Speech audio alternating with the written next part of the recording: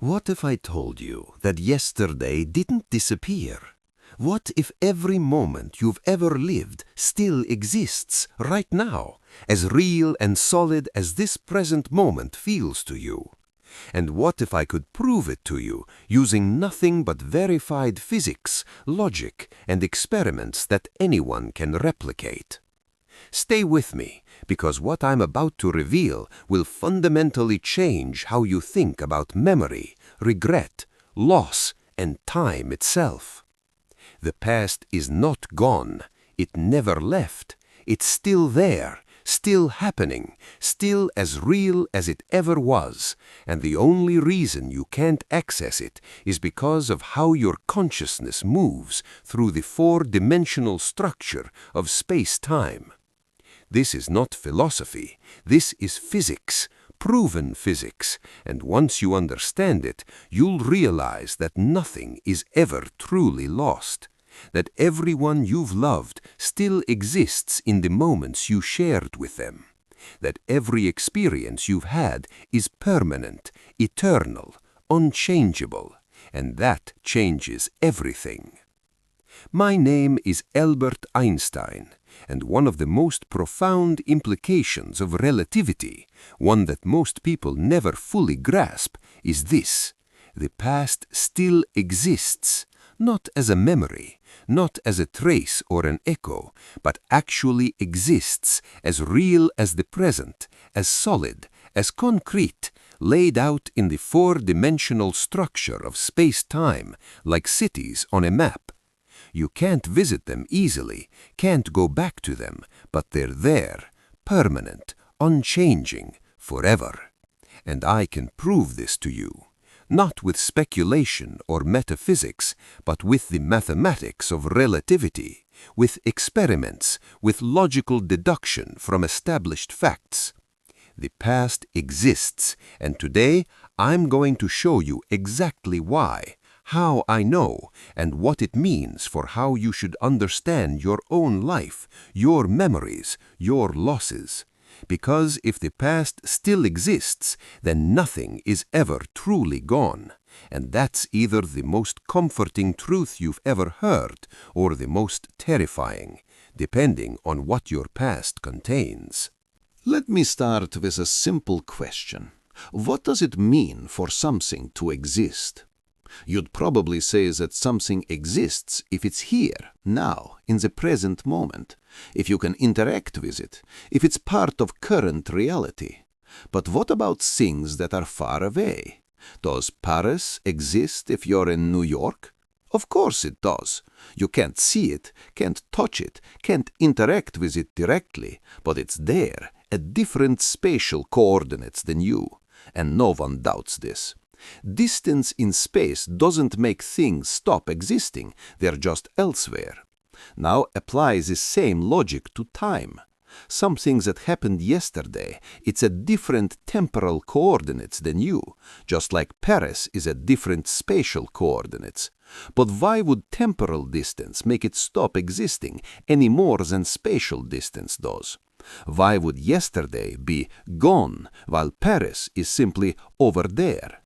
There's no logical reason, no physical reason. It's just an assumption, an intuition, based on how we experience time, but not based on how time actually works. And when you look at the physics, when you examine relativity carefully, you find that the assumption is wrong. The past doesn't disappear. It exists at different temporal coordinates, just as distant places exist at different spatial coordinates. Here's the key insight. Space and time are not separate things. They're woven together into a single four-dimensional fabric called space-time. You're familiar with three dimensions of space: length, width, height, forward, backward, left, right, up, down. And you can move through these dimensions, change your spatial position, go from here to there.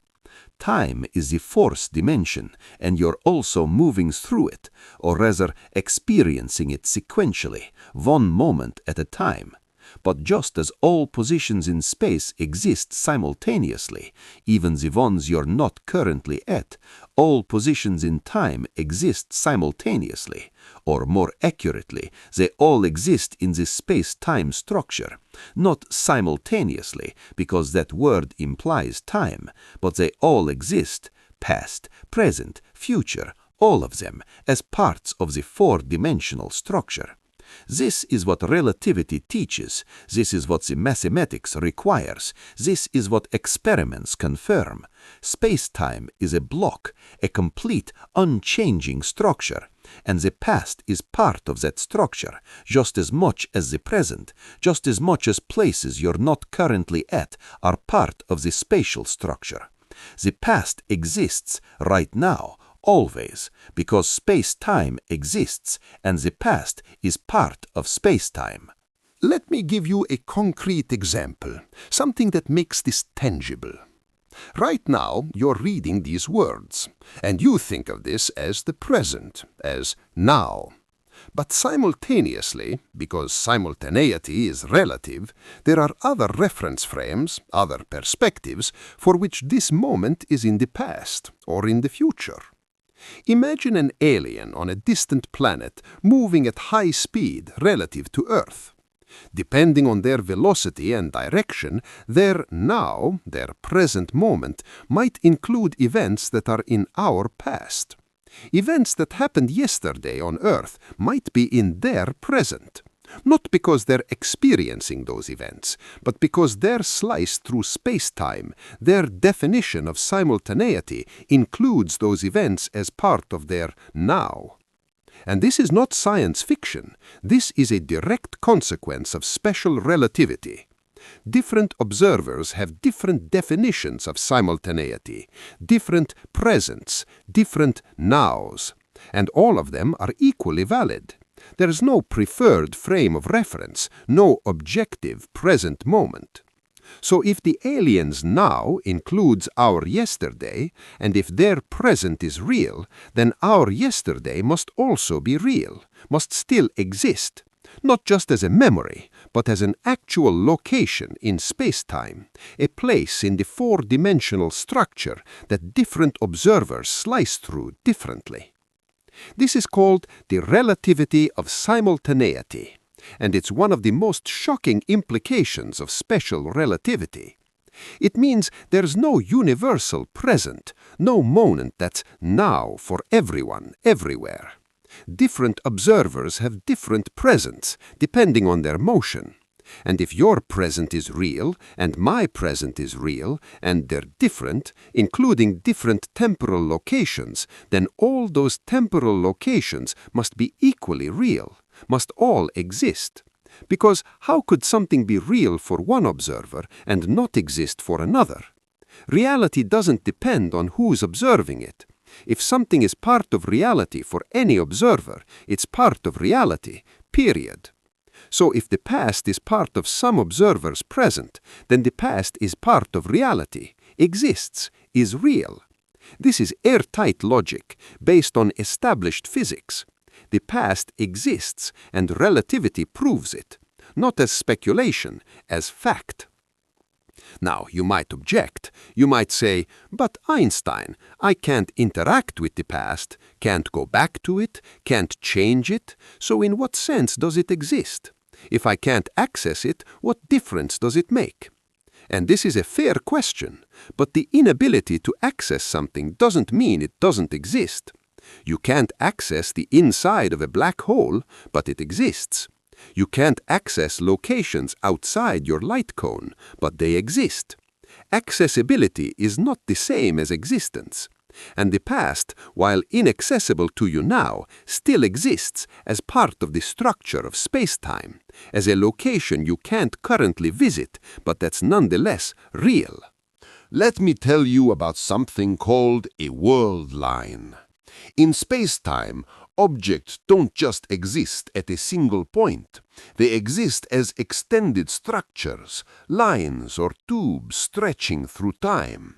Your world line is the path you trace through space-time, from birth to death. Every moment of your existence is a point on that world line, and the entire world line exists all at once. Or again, all at once is the wrong phrase. The entire structure exists in space-time, not in time, as part of the timeless four-dimensional reality.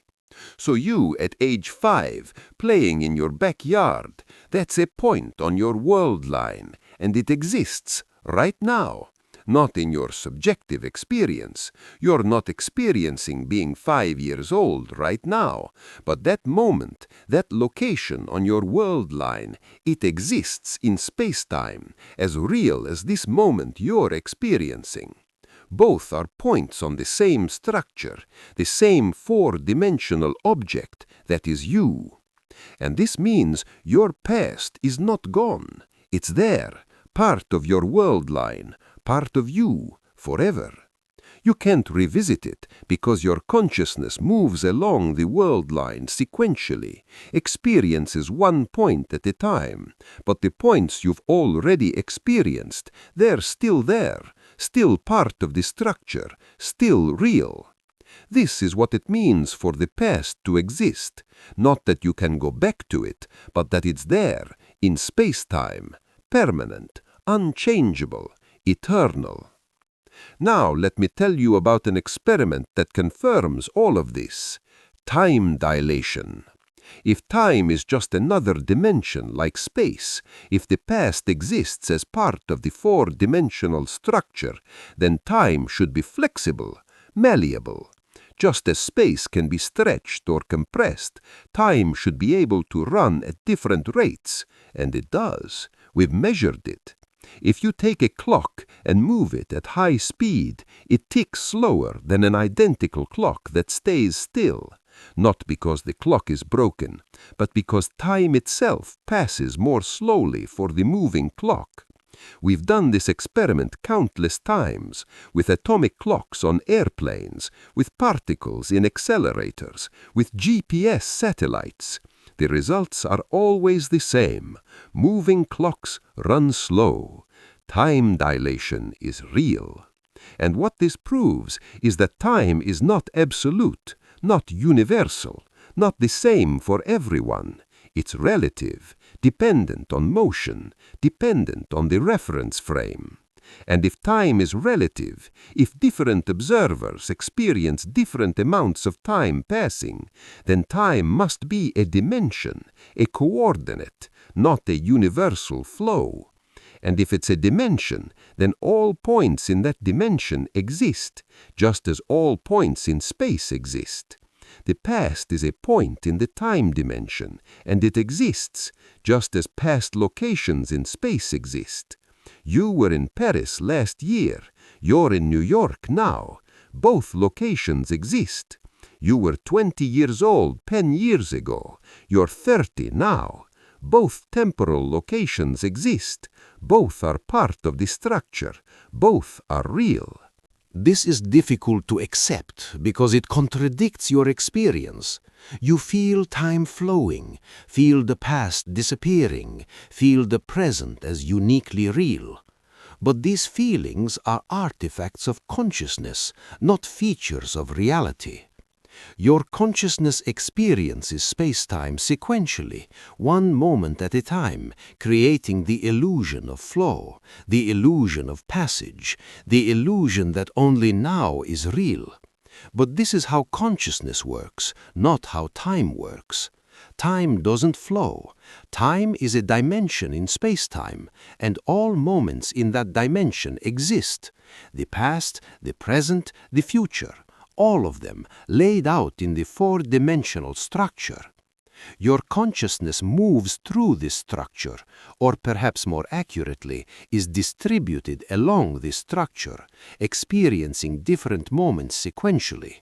But the structure itself, static, complete, timeless, with past, present, and future all equally real, all equally existing, all equally permanent.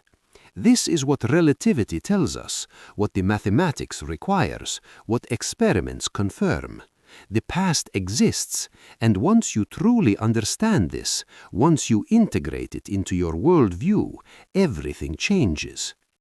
Let me tell you what this means for memory, for how you relate to your past. Most people think of memories as the only access we have to a past that no longer exists. The past is gone, they think, and all we have left are memories, imperfect reconstructions, fading images. But if the past still exists, then memories are not reconstructions of something gone, they're connections to something still real. Somehow, mysteriously, your brain creates representations of moments that still exist in spacetime. The moments themselves are still there, still happening, still real. And your memories are like photographs. Imperfect, yes. Incomplete, yes. But pointing to something real. Something that exists, not just in your head, but in the structure of spacetime itself. This changes the nature of memory, makes it less about preserving something that would otherwise be lost, and more about maintaining connections to something that's always there, always will be there. The past is not gone, you just can't visit it directly, but it exists, and your memories are evidence of its existence, proof that those moments are real, were real, are real in the eternal structure of spacetime.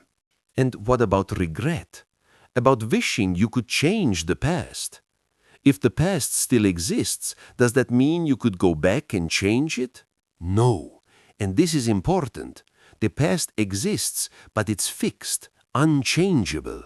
Not because of some law preventing change, but because it's already part of the structure. The structure is what it is, complete, consistent, self-contained.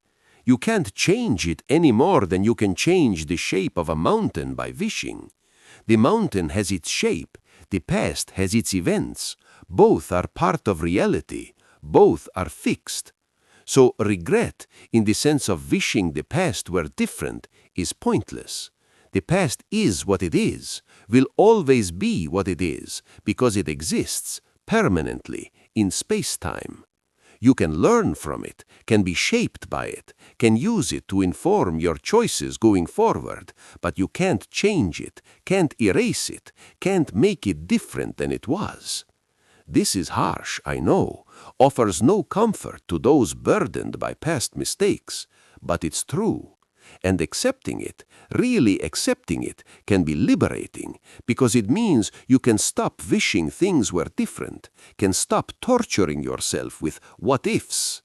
The past is what it is. Accept it, move forward, focus on the parts of your world line you haven't experienced yet, the parts that feel like future to you. Because those too exist, but you haven't experienced them, don't know what they contain. And your choices now influence what you'll experience when you get there, even if, from the atemporal perspective, it's all already laid out. Now let me ask you something, because I want to know how this sits with you. Does knowing that the past still exists make you feel better or worse?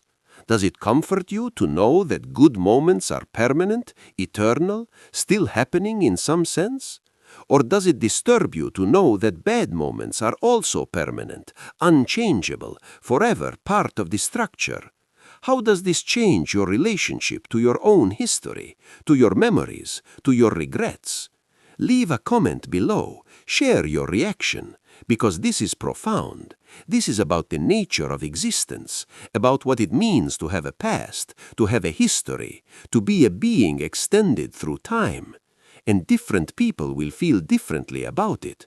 Some will find comfort, some will find despair, some will find both. And I want to hear from you, want to understand how this knowledge lands for different people. Because even though the physics is clear, the emotional and philosophical implications are not, and we're all trying to make sense of what we've learned. So share, let's explore this together. Let me tell you about loss, about death, about people you've loved who are no longer alive. If the past still exists, then they still exist. Not now, not in your present, but in the moments you shared with them. Those moments are still there, still real, still happening in the structure of space-time. Your grandmother, who died 10 years ago, she still exists in all the moments of her life. Her world line is complete, stretched from birth to death, and every point on that line exists. The moment she held you as a baby, that's still there, still real. She's still holding you in that moment, forever, because that moment exists in space-time, unchangeably, eternally. She's not gone, she's just at different temporal coordinates than you are now. And you can't visit those coordinates, can't go back to them, but they're there. She's there in all the moments of her life. This should be comforting in a way. It means that death is not the erasure of existence. It's the boundary of a world line, the end of a structure, but the structure itself remains, exists forever. She doesn't continue experiencing new moments. Her consciousness doesn't go on, but she exists in all the moments she lived, and those moments are eternal, part of the permanent fabric of reality.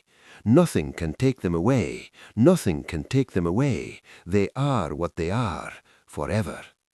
But it's also bittersweet, because you can't interact with her now, can't create new moments with her. Her world line has ended, no new points are being added, and your world line continues without her. The intersection, the shared moments, those are in the past. Still existing, yes, but not accessible to your current experience.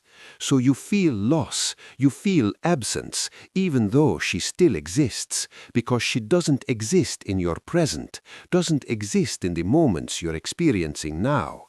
This is the paradox of death in a block universe. The person still exists, their world line is complete and eternal, but they don't exist in your current temporal location, don't share your present, and that creates the experience of loss, of absence, of grief, even though objectively they're still there, just elsewhere in space-time. I don't know if this is comforting. I struggled with it myself when friends died, when family died. Knowing intellectually that they still existed in the moments we shared didn't remove the pain of not having them in my present, of not being able to create new moments with them.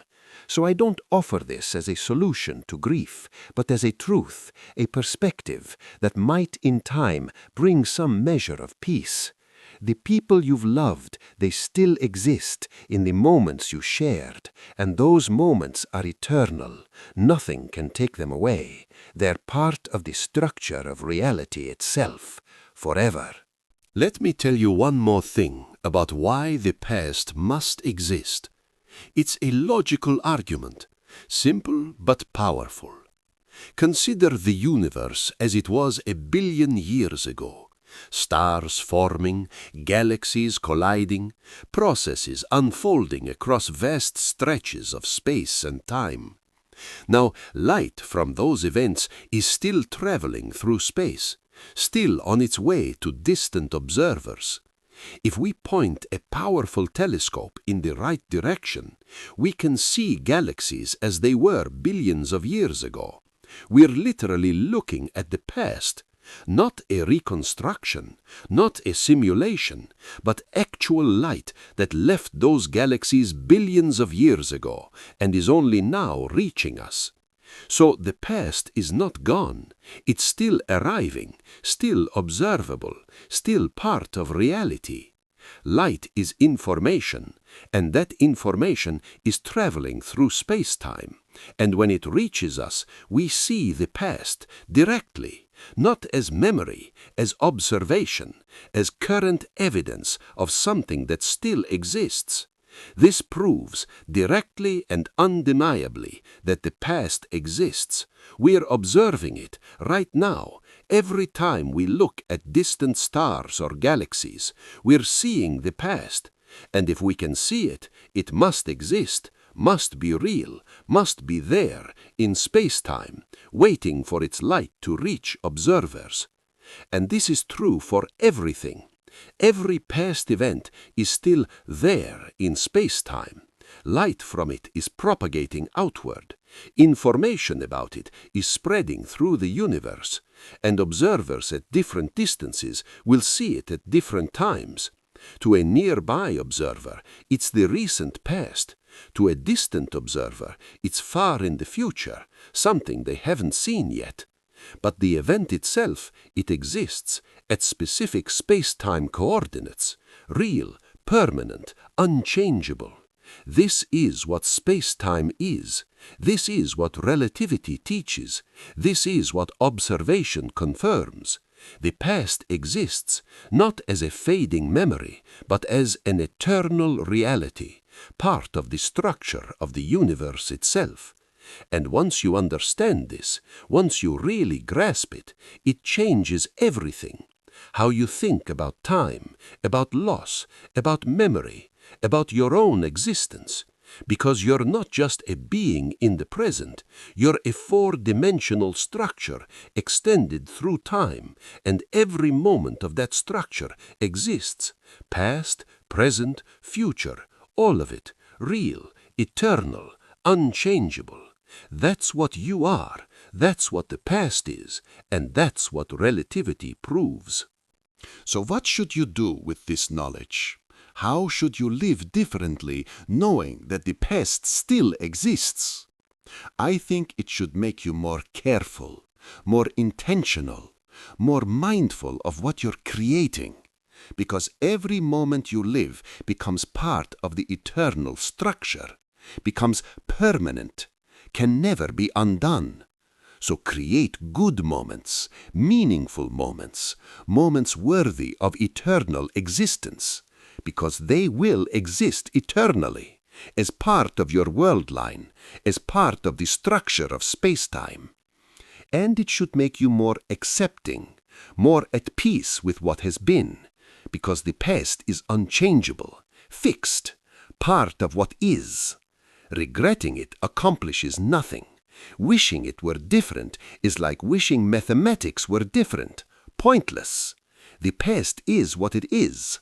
Accept it, learn from it, but don't waste energy wishing it away, because it will always be there, always be part of your world line, always be part of you. This is the wisdom hidden in relativity, in the physics of space-time, in the understanding that the past still exists. Live with intention, accept what was, and recognize that every moment you create is eternal. That's the truth. That's the implication. That's what you need to understand. The past is not gone. It exists forever. And so will your present once you've lived it. So live well. Hit subscribe to keep exploring the deep truths of time and existence.